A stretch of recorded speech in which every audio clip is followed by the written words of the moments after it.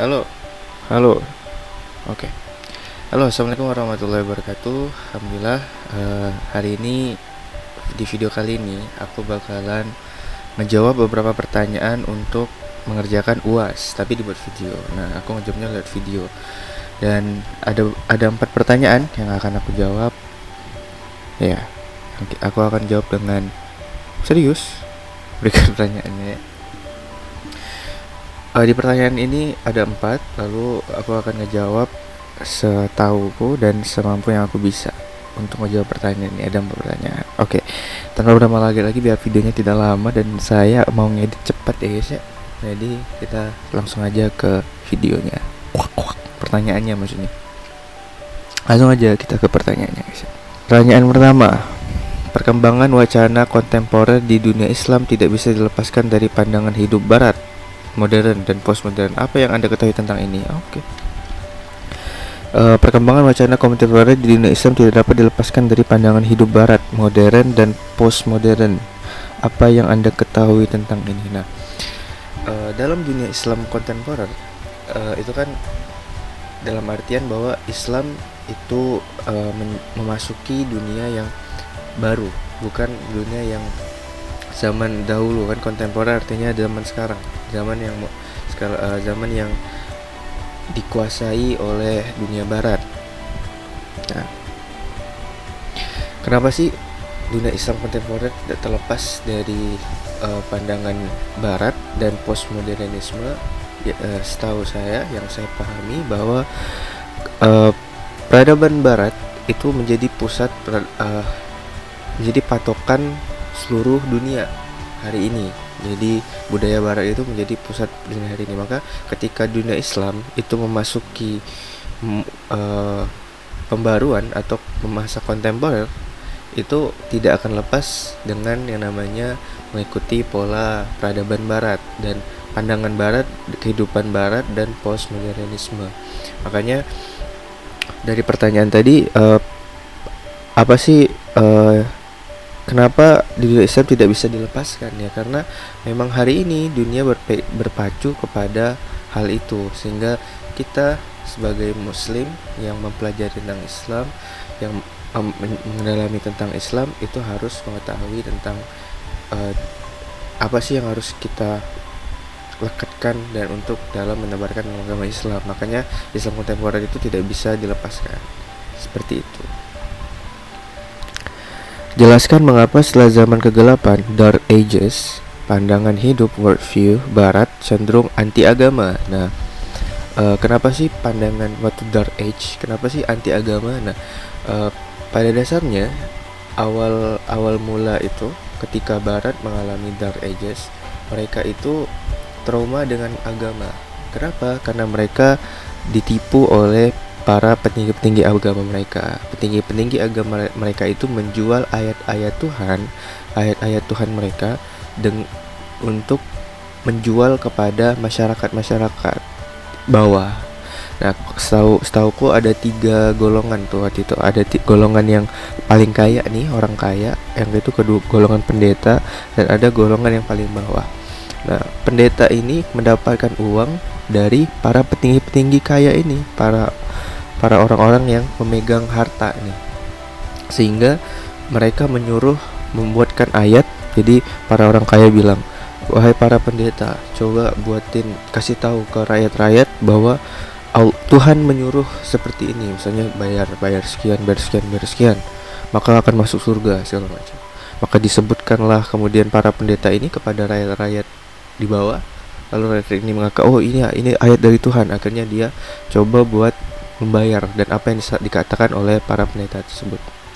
Nah, dari situlah kemudian mulai tuh ada sebagian orang yang mengatakan, wah, nggak ada nih, Tuhan tuh tidak ada. Makanya dia merasa ada ketidaksinambungan antara apa yang dia yakini dengan apa yang disampaikan oleh para pendeta-pendeta pada saat itu, pemuka-pemuka agama pada saat itu, sehingga mereka mengatakan, oh, Tuhan itu nggak ada, katanya gitu. Nah, dan mereka nggak mau diatur Kenapa? Karena mereka udah merasa diatur, dan aturan-aturan yang dibuat itu malah membuat mereka malah semakin sengsara. Itulah yang membuat mereka takut dan tidak ingin beragama lagi atau mempercayai Tuhan. Dari situ kemudian pandangan Islam, pandangan Barat cenderung tidak meyakinkan Tuhan itu ada, bahkan tidak ingin agama. Kenapa? Karena mereka tidak ingin diatur oleh apa yang membuat mereka dulu sangat-sangat terpuruk. Nah, makanya namanya Dark Ages. Nah, ketika perubahan menjadi Golden Ages, mereka mendapati mereka sangat luar biasa. Mereka mendapatkan apa yang mereka inginkan tanpa kemudian diatur oleh agama. Dan makanya hari ini banyak campaign-campaign yang mengatakan bahwa tidak perlu beragama untuk menjadi manusia atau orang baik. Itu guys ya. Oke. Pertanyaan ketiga. Yang ketiga guys ya. Beberapa ideologi kontemporer yang menarik ke dunia Islam adalah relativisme kebenaran, anti-otoritas, pluralisme agama, dan gender. Jelaskan apa yang dimaksud masing-masing istilah tersebut dan bagaimana hubungannya dan perubahan pandangan Barat terhadap konsep Tuhan. Nah, relativisme kebenaran tersendiri itu berarti bahwa setiap orang mempunyai punya sudut pandang sendiri terhadap kebenaran. Ketika mereka misalnya nih orang Nasrani mengatakan Kristen itu benar, ya itu menurut pandangan dia.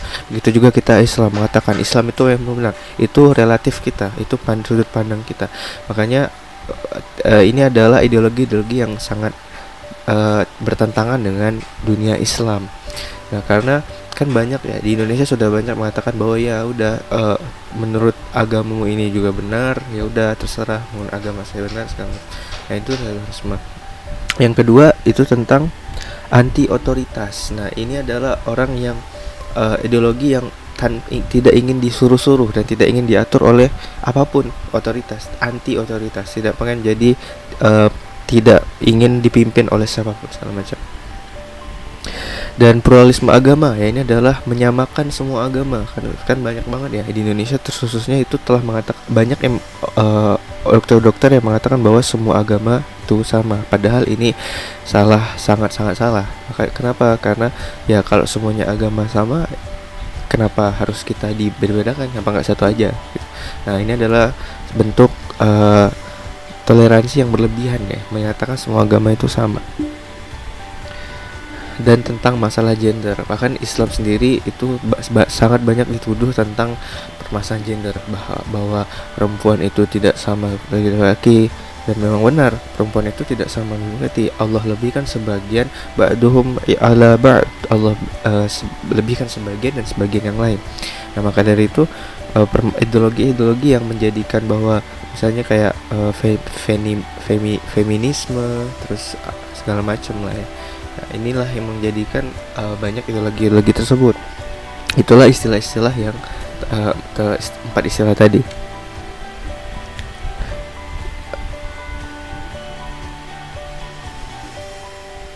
Nah, dan bagaimana sih hubungannya pandangan Barat terhadap konsep ketuhanan? Nah, ini sangat berpengaruh. Jadi mereka merasa bahwa ya tidak ada, kemudian mereka tidak ingin menjadi tidak meyakinkan bahwa ya apapun yang dia lakukan itu sesuai perspektif, yang aku lakuin benar ya menurut aku benar, menurut kamu salah ya udah terserah, yang penting menurut aku benar.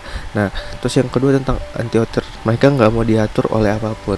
Yang ketiga mereka pluralisme, mereka mengatakan semua agama itu sama. Yang terakhir tentang gender, bahwa kebanyakan agama itu menelantarkan wanita. Makanya mereka mikir berarti apapun yang dilakukan tadi tidak ada agama dan Tuhan itu tidak membuat kami bahagia. Makanya mereka mengikuti semua ini agar mereka, dan itu yang membuat mereka berpengaruh dalam pemikiran mereka ketika tentang Tuhan, karena mereka merasa bahwa Tuhan itu tidak benar-benar ada gitu.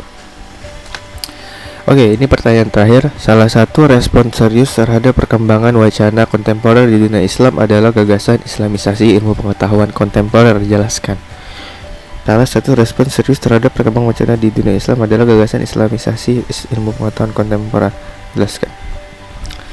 Islamisasi kontemporer yang hari ini gagasan oleh ilmu sains ya, mengislamisasikan ilmu pengetahuan kontemporer.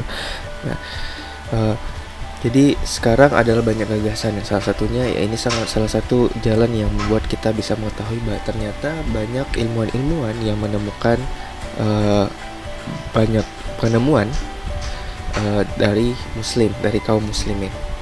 Makanya gagasan ini sangat baik, dan islamisasi ilmu pengetahuan itu seperti kita melihat bahwa misalnya siapa yang menemukan atom, ternyata namanya Jabir Ibnu Hayyan. Makanya dibuatkan kemudian islamisasi kontemporer, membuatkan ilmu pengetahuan.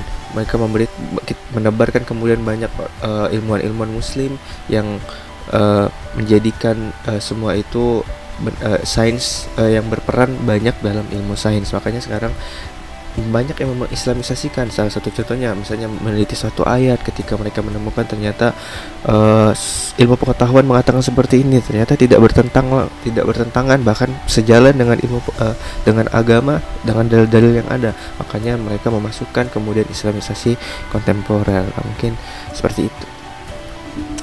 Oke, sekian videonya. Mungkin mohon maaf kalau tapi saya menjawab apa yang kemudian saya ketahui dan apa yang ada dalam yang ilmu-ilmu yang saya dapatkan. Tutup. Assalamualaikum warahmatullahi wabarakatuh.